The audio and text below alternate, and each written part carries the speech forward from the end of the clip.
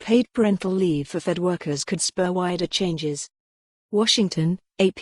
The federal government's 2.1 million employees will get paid parental leave for the first time, a galvanizing moment in the growing movement to bring the benefit to all U.S. workers.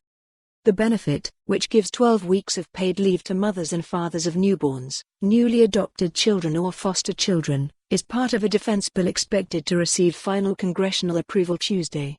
President Donald Trump has said he will sign it into law. The new policy aligns the federal government with many of the country's most powerful companies, which have been leading the charge in aggressively expanding parental leave benefits. It also could set a high standard for other employers, both because of the length of time offered and because the policy would apply to all new parents, not just birth mothers.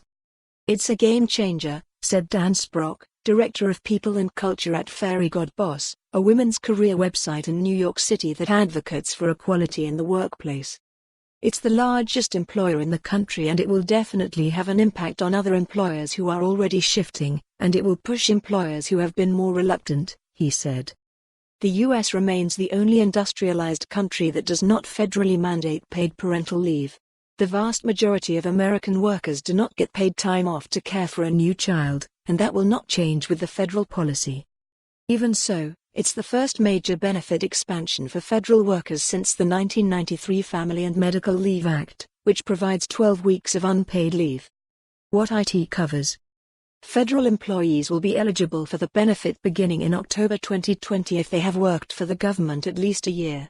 The employees are required to return to work for at least 12 weeks after they take the leave, though the government can waive that requirement for medical reasons.